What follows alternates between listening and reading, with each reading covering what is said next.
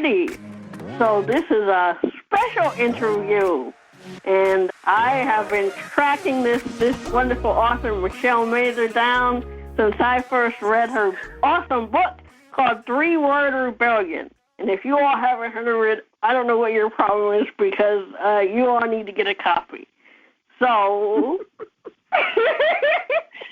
I thought we would start. So take it away, Michelle. So let's start with, what's the name of your company?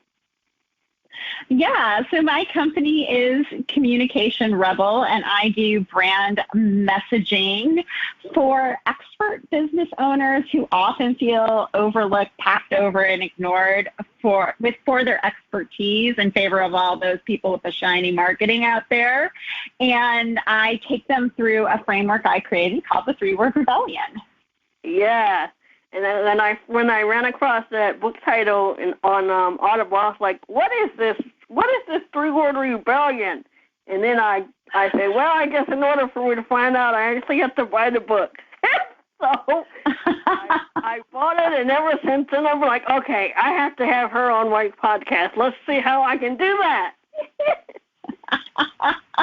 And then I'm glad I recorded the audio version of the book for everyone, and all you had to do was ask.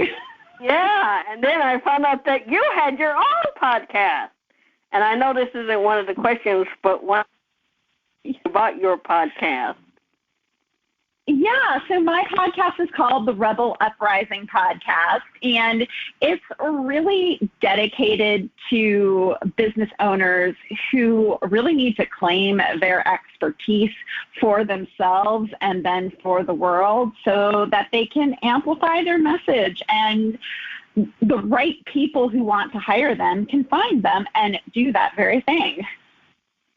Yeah, well, I'm a podcast addict, so I found the podcast and been checking it out, and, I'm subscribed to your awesome book club, and so why don't you tell everybody, how did Communication Rebel get started?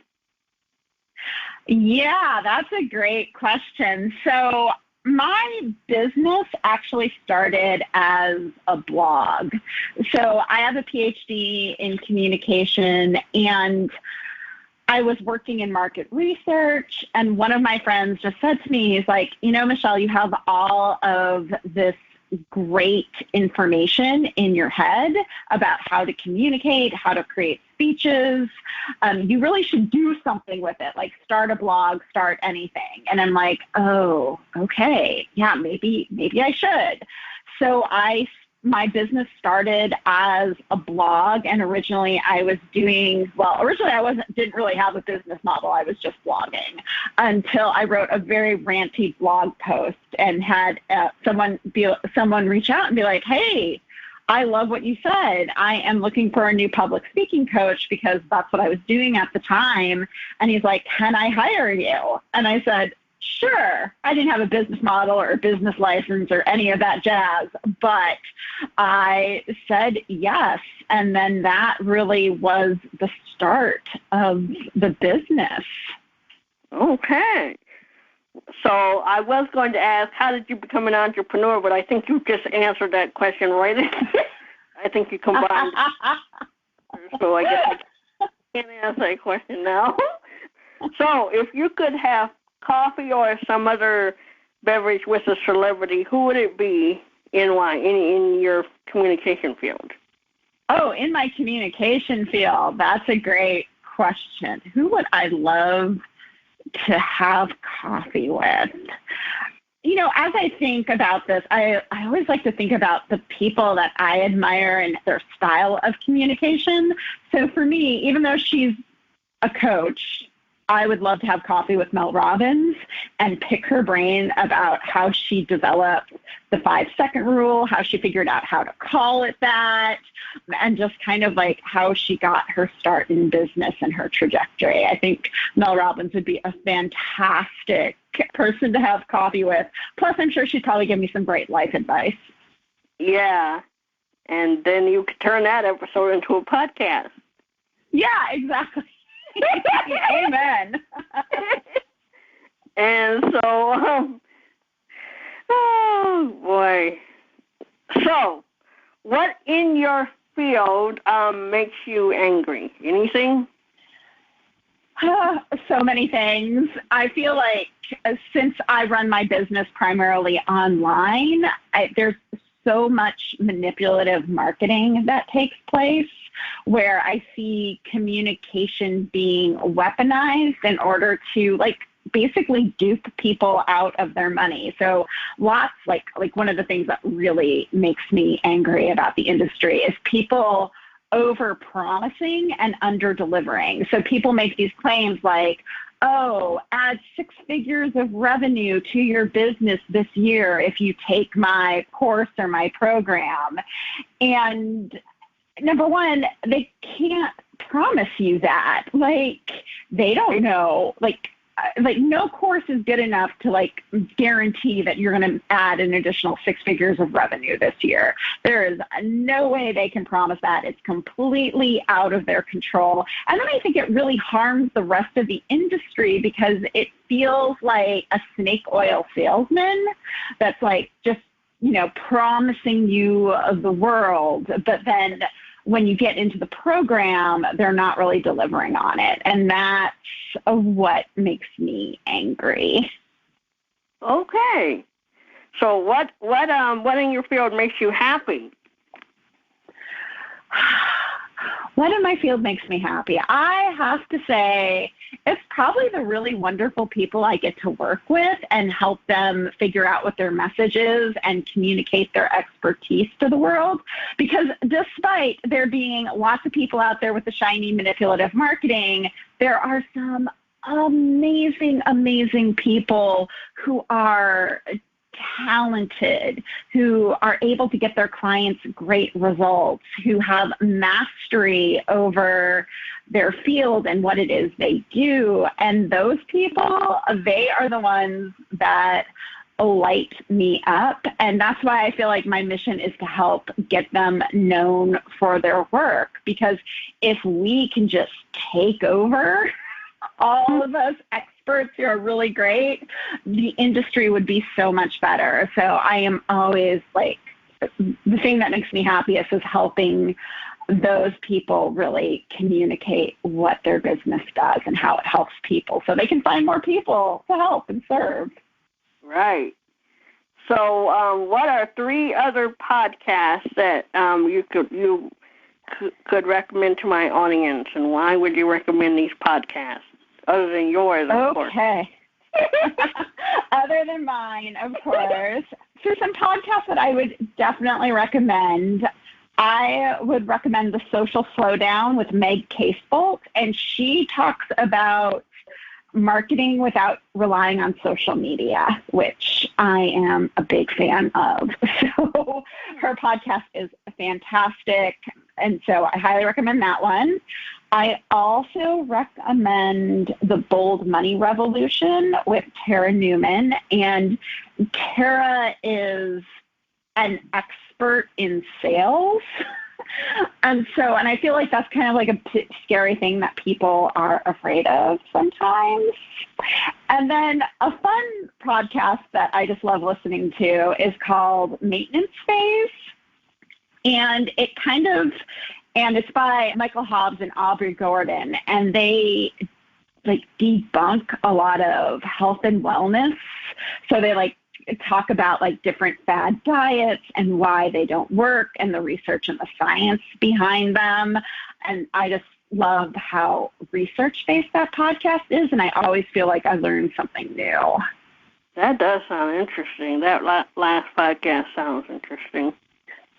Yeah, if you're interested in diet culture or the truth behind the paleo diet, or even they even talk about some of the popular wellness influencers. They just did an episode on Gwyneth Paltrow's company Goop and went behind and talked about what's going on with it. It's just really fascinating to listen to. Okay, so what are 3 books you'd recommend and why, other than yours? Other than the Threeword Rebellion, which everybody should read. Number one, I would recommend a book called The Gap and the Gain by Benjamin Hardy and Dan Sullivan. And what I loved about this book, it's a very simple concept. They talk in the book about how when we set goals, we're always measuring ourselves from like how far we are from the goal, right? So it's like, I don't know, maybe you have a goal to run a marathon and you're like up to 10 miles and you know like, oh, I have another 16 miles. And when we are measuring ourselves about to the future, we always feel like we're in lack, that we're never where we need to be. And they actually said that we need to put ourselves in the gain and measure backwards. So thinking about the fact that 6 months ago you were sitting on a couch and you weren't running at all, and now you're running an incredible 10 miles, like that's an amazing gain. And so for me, it's really helped me because I find myself in the gap a lot, like measuring myself from where I want to be instead of like really celebrating like what it is I've created and taking action from that space. So that would be book number one. Book number two is a fiction book it's a book that just stuck with me. It's called The Midnight Library by Matthew Haig. And basically, the premise of this book is the main character is stuck in purgatory, but basically purgatory for her looks like it's a library. And so each book in the library represents a different life she could have led. And so she's in the library trying to find like, what is her best fit life? And so I always love parallel kind of universes and timelines and thinking about like, well, if you make this choice versus that choice, how would your life have changed? So that was another amazing book that I really liked. And then the third book, back to nonfiction, I read a book by Amanda Montell called Cultish, The Language of Fanaticism. And, like I'm a word nerd, so and I also like cults. But what I really liked is she talked about like the power of language to influence people. I mean, and she looked at it from obviously like kind of the doomsday cults, like the People's Temple and Heaven's Gate, to like the everyday cults, like being a Taylor Swift fan or Lou LaRoe. So she talks about how language influences us and creates like a sense of belonging and can be used to manipulate us. So it was a really good book. That sounds interesting. That sounds like a book. If I can find it on Audible, I'll have to see if I can find it. I'm pretty sure it is on Audible, and it's very entertaining. It sounds like a book I might want to review for my own podcast. All righty. So what's your approach to networking? Oh, that's a really good question. I mean, some of it, like I'm in a few networking groups and I get to meet people and have coffee. And other times I just become really interested in somebody's work. And so like I will start off with like a few light touches, just like, maybe DMing them on Instagram or LinkedIn and asking them a couple of questions. And then eventually like inviting them to like a coffee chat with me. So some of it is just like organic. Some of it is people whose work I'm really interested in and letting them know like, hey, I really appreciate what you're doing. And I was wondering this, and starting a conversation so you can build a relationship. Okay. So where do you self-educate? Yeah, I would say I read a lot. I read a lot of books, and I listen to a lot of podcasts. So I feel like those are my biggest places to learn. And this year, like I've embarked on actually going back and reading some of the nonfiction books that I've read but did not implement so that I can actually get more out of them. Okay. Well, you sound like me. I tell people I'm multi-read. I'm always reading something. I I get them from Audible or the Library for the Blind. Sometimes the Library for the Blind will get certain audiobooks, and so I've returned a few audiobooks that I've gotten from Audible because, I never know if they're going to get them or not. So I just might buy a book from Audible, and then the library gets them like 3-4 months later, and I'm like, okay, I don't need 2 copies, so I'll just return this copy and get the copy from the library.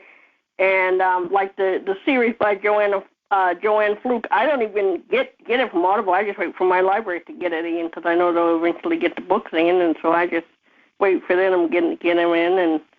But yeah, I multi-read, and awesome. Yeah. So, and I'm a podcast addict too. So. Yep, I'm always finding podcasts to listen to. Most of it is business focused, like the Content Inc. podcast, and then yours and some other podcasts. But then there's some other podcasts like Medical Murders, which talks about angels of death, doctors who kill their patients and stuff like that. And some like the true crime stuff. Yeah, that's good. Yeah, it's showing me shooting twice about going to the doctor, though. Just make sure your doctor doesn't want to murder you. That's all you need to do. Right. Yeah, God, it's good, but it does make you think, though. But so, what do you wish that people understood about your job? I wish people really understood how important communication and messaging is, and also how hard it is to do. And for me, messaging and communication is like the foundation of, it's one of the foundations of business. Like, you create an offer to sell, and then you have to figure out how you're going to talk about it so you can market and sell it. Right. And I think people feel like, well, I'm an expert in what I do. I should be able to do this for myself. And it is so hard to see the work you do clearly for yourself. And it doesn't mean that, you're any less of an expert, or you're stupid, or like you should flog yourself, beat yourself up for thinking that you should be able to do it, because honestly, no one can really do messaging for themselves. You always need outside sources to reflect back to you, because what you think is important isn't actually what's really important to the people you want to reach. Yeah. Yeah, and I wish everybody knew that. Yeah, I mean, I'm also a member of Toastmasters, and I've been trying to work on not saying a lot of and different things, and they did mention at my last meeting that they have noticed some improvement, and I just took some speech therapy because I'm also wanting to look at like getting my voice licensed for the voice assistants and different things, because I'm also in a group called Open Voice Network, and we had a presenter a few months back, and he was talking about how a lot of the voice synthesizers and like the screen readers and different things, which I use a screen reader, but it never occurred to me. He was saying that black people and different, people of color, we are not represented. So the voices that they actually use for those voices are white. And I mean, that doesn't bother me, but I just never thought about, I'm listening to a white screen reader. Okay, that just never crossed my mind. But when he said that, I was like, I guess I need to do something about it and help out my own community here. Yeah. No,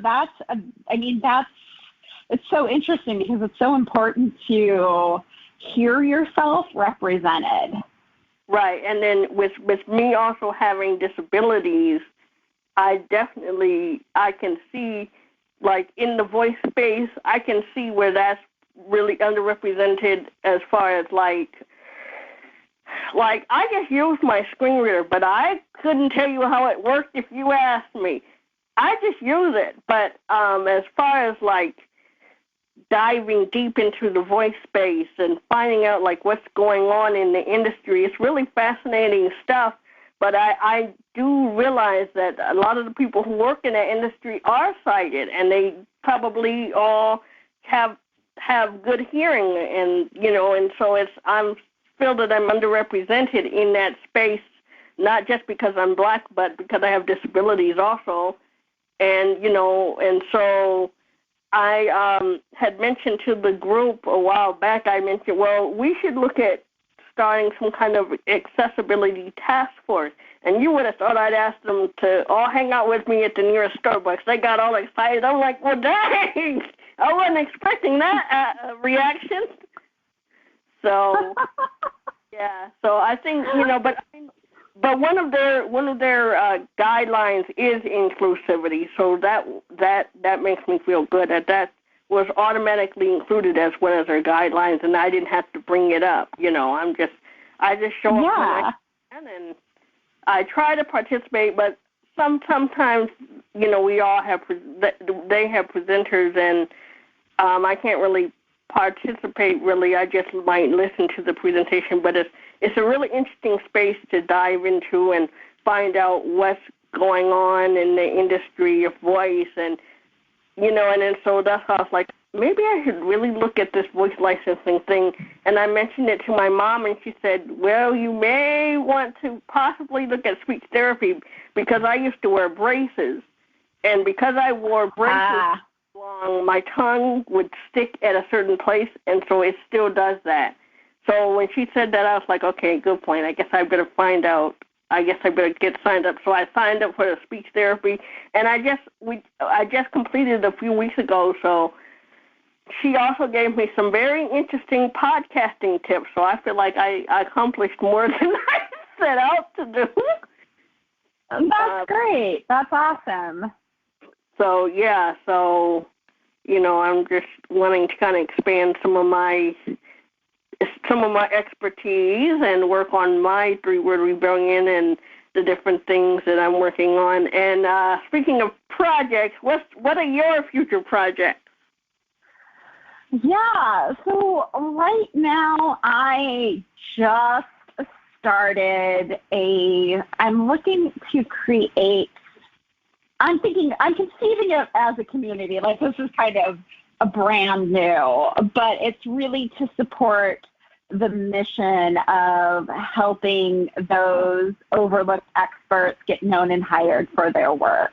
And I feel like messaging, it takes courage to do that. It takes courage to show up online and stand out. It takes courage to market.